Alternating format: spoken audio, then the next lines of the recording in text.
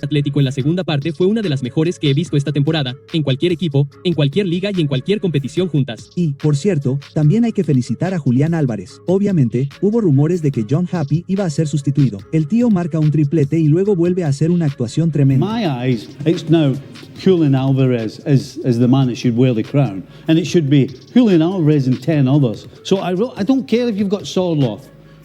I don't care. The next 15 years of Mastantuono against Lamine Yamal, the way no, you should, absolutely, you should. You're putting him in that category. Of yeah, it's just the potential is there. It's, we thought the same about Rodrigo, and All right, Jules. Las sobresalientes actuaciones de los argentinos en las grandes ligas del mundo está dando de qué hablar en los diferentes medios internacionales que destacan la garra y las ganas de competir de los jugadores sudamericanos. Vamos a escuchar lo que decían periodistas italianos y franceses de ESPN FC que elogian de gran manera a los argentinos, entre los que se destacan Franco Mastantuono, que viene dando sus primeros pasos en Europa, Julian Alvarez y Giuliano Simeone, que vienen demostrando que están para grandes cosas en el equipo colchonero.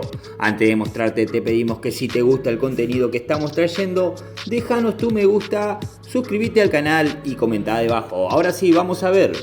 Esto requiere algo de cariño para el Cholo Simeone después de esta increíble paliza de 52. Sí, totalmente. Bueno, quiero decir, en cierto modo, por fin podemos decir que por fin ha utilizado todos esos recursos, todo ese talento que tenía de la mejor manera. Suena un poco como un cumplido ambiguo. No, es que creo que lo ha leído muy bien.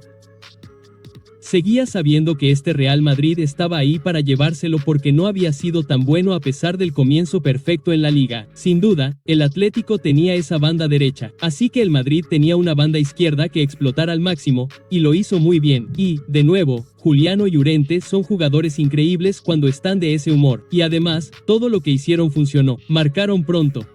Incluso cuando encajaron un gol y luego dos, siguieron en el partido y luego los destrozaron. La actuación del Atlético en la segunda parte fue una de las mejores que he visto esta temporada, en cualquier equipo, en cualquier liga y en cualquier competición juntas. Y, por cierto, también hay que felicitar a Julian Alvarez. Obviamente, hubo rumores de que John Happy iba a ser sustituido. El tío marca un triplete y luego vuelve a hacer una actuación tremenda. Sí, algo maravilloso. Y, obviamente, una decepción para el Real Madrid y Xabi Alonso, que dice que aprenderá de esto y volverá más fuerte. Bueno, lo siguiente es un largo vuelo a Kazajistán para enfrentarse al Karat Almaty en la Liga de Campeones. Tendréis mucho tiempo para pensar en lo que salió mal. Sí, y salieron muchas cosas mal. Y es gracioso porque la gente habla de los jugadores. Los jugadores le decepcionaron. No tuvieron suficiente intensidad. Y eso está... I have to go and I have to show him my work rate.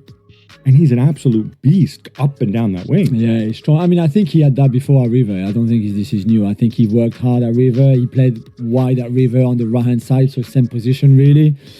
And I think when you're that age, if you don't run at that age, I mean, when are you going to run? You know, he's got all that energy. And he kind of also, I know not all South Americans, and we can't do like generalization, but they kind of have that hunger.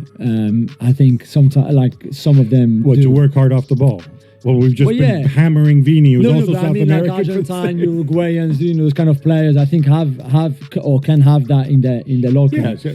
But he's still, and when you think everything you said is true, but you still see him play. And again, this is a game where, let's see at the weekend in the derby against Atletico, where it should not be as open as this, and it was not easy for Real Madrid. But it's still tiny Levante promoted cycling. He was good against Marseille too. But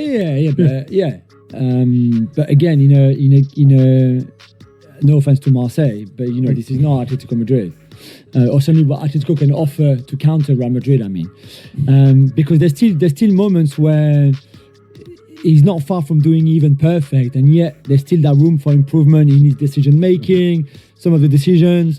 So it's looking really good, I think, from him. So what you're saying is I shouldn't plan on like the next 15 years of Mastantuono against Lamine Yamal the way it was. No, you should. Absolutely, you should. You're putting him in that category. It's just the potential is there. It's, we thought the same about Rodrigo, and All right, Jules, more broadly on this, if I can just put this out further, there's so many, like, we think of Mbappe and Holland as the next generation, right? Picking up the Messi, Ronaldo mantle and whatever, right? But then if you look at sort of the under 22 category, there's so much to get legit excited about. Yeah, Whether it's yeah. Lamine Yamal, whether it's Mastantuono, whether it's Kenan Yildiz. There's got to be others I'm forgetting. Yeah, Desiree Doué, all those Right. kind of guys. Yeah, for sure. It has me really excited. And I wonder if, obviously, Holland and Mbappe both started the season really well. Although, weirdly, this is actually, Holland, I think, has 8 goals. Go ahead, and then you saw the reaction. The difference between these two teams, of course, is what you got on the bench. Simeone started bringing players into the second half. That they made a straight impact with fantastic runs from Giuliano on the right side, Urieri and Nico in the left side. So this kind of player that they are top talented and world-class players make the difference in the whole second half. We are going to have a spot on, of course, the spotlight on Julian Alvarez. It was the one who scored the goals. But overall, I think it was a good performance of Atletico de Madrid. Rayo Vallecano did their part. We talked about the maybe half could scratch 1 point, but in the end, it was 3 good points for Atletico de Madrid. We saw the whole spectrum of Julian Alvarez, and then he closed that down and rounded up the performance with a hat-trick, and what a hat-trick it was, coming into his left foot and hitting the shot that he did. Now, to your point, Stevie, Rayo Vallecano could have done a better job of closing down the best player on the field, and that is Julian Alvarez. But never mind. Julian Alvarez essentially said, I am your guy. And if I'm Diego Simeone, that's exactly what I wanted him to tell me. You are my guy. And I want you to be on the field. But you got to give me this. You got to show me this and show me this consistently, that we can lean on you to score the important goals. Now, some would say, not me, but some out there would suggest, if Alexander Sarloth had been available and not been red carded as he was against Mallorca and not suspended for today's matches, would Julian Alvarez had stayed on the field? We'll never know the answer to that. But what we do know is that him staying on the field means a hat-trick, and that hat-trick means 3 points. Necessary, vital, crucial, huge, gigantic 3 points for Atletico Madrid. Absolutely, especially with who's next up, Stevie. It's Real Madrid next. Their backs were against the wall today. They came out on top. They really needed it, given the way the season's gone. Yep. You wonder if it could be a turning point, but then you see who does come to visit next. Yeah, unfortunately for them, the top dogs are coming, and they cannot afford to let them get away with anything, because if they do, then the chances of them coming back are pretty slim. At the same time, when you've got Julian Alvarez on your side, there's always that chance that he will come back. And we saw it again today. I mean, as far as I'm concerned, I don't understand why Julian Alvarez ever gets substituted and why Julian Alvarez ever is not in the starting 11. Because it's always him. Well, it's always him. I mean, to me, Alvarez is what Griezmann used to be 4, 5, 6 years ago when he was Atletico Madrid. In my eyes, it's now Julian Alvarez is the man that should wear the crown. And it should be Julian Alvarez and 10 others. So I don't care if you've got Sorloth. I don't care who you've got. This guy should not be sitting on the bench at any stage, unless you really, really need to give him a rest. I don't understand Simeone at all, because what's going on behind Julian Alvarez, not just for this season, but certainly last season, is struggling big time.